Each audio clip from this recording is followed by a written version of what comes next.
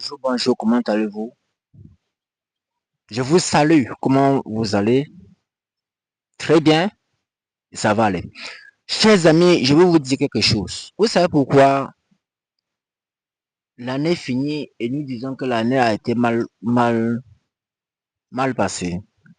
Bon, je vais un peu vous choquer. Vous qui sont les chrétiens là, je vais vous dire un secret que vraiment Dieu m'a révélé et que je vais vous dire cela. Qu'est-ce que tu as, qu'est-ce que tu as déclaré la nuit de la traversée?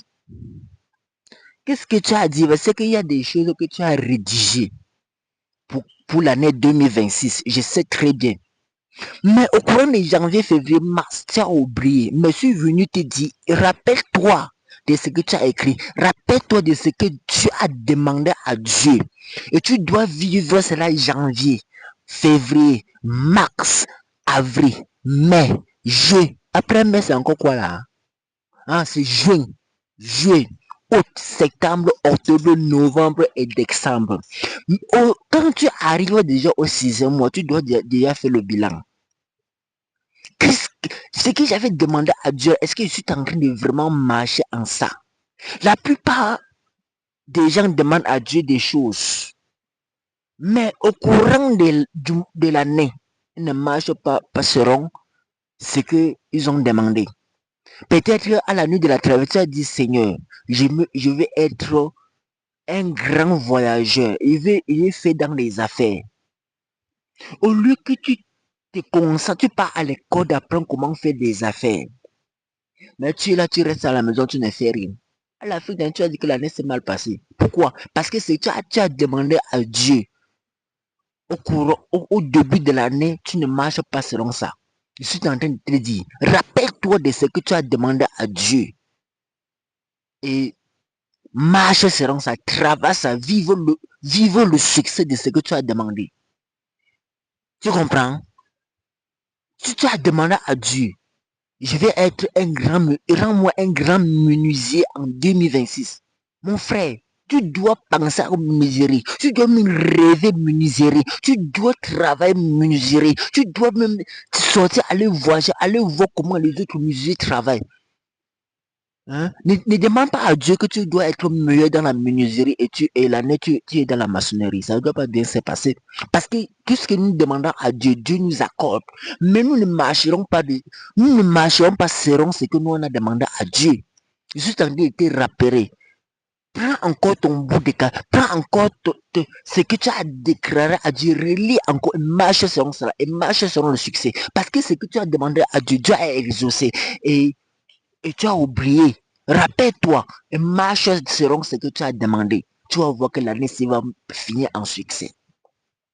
Et je suis en train de te dire, chers frères et sœurs, l'église, dans les 4 murs là, on n'appelle pas ça l'église. L'église, c'est ton cœur. L'église, c'est le moment de ta rencontre avec Dieu. On ne prie pas seulement à l'église. Dieu ne se trouve pas seulement à l'église. Même à l'église, il y a le diable, il y a tout genre de démons, c'est tout là-bas. Ça dépend de ta manière et comment est-ce que tu arrives là-bas. Je veux vous choquer. Je vais vous dire quelque chose. Je ne parle pas avec l'eau dans la bouche. Je parle ce que moi je ressens. Ce que je vois. Un jour dernièrement été à l'église. Est-ce que vous savez même qu'à l'église, il y a les gens qui te combattent? Lorsque j'étais là, j'étais en train de prier,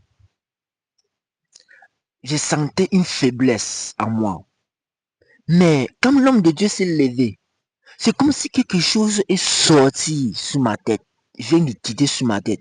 Je regarde mon voisin. Je me tourne là. Quand je commence à prier, je sens une puissance, c'est-à-dire une concentration en moi. Pourquoi? Parce que j'ai ressenti que peut-être il y avait un danger à côté de moi.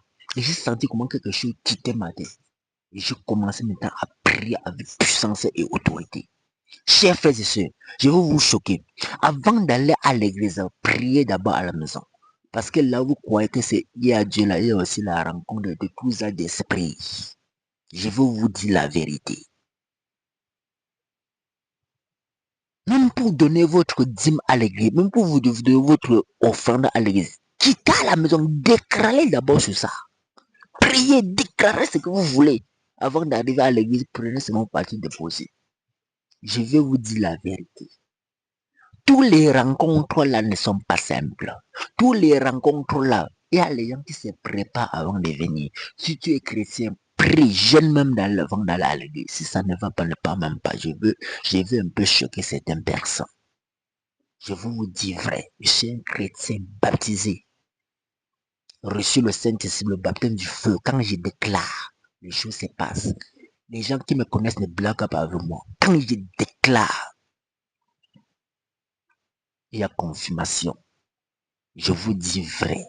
Vous devez avoir un moment de rencontre avec Dieu, pas seulement à l'église, dans un coin de votre maison. À chaque fois que vous allez là-bas, vous priez 1 heure, 2 heures, 3 heures de temps.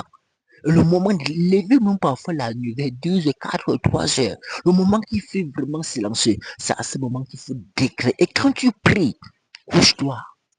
Quand tu te couches, tu entends ce que Dieu va te dire. Voici ce que je vous dis. C'était le général du roi, je vous aime.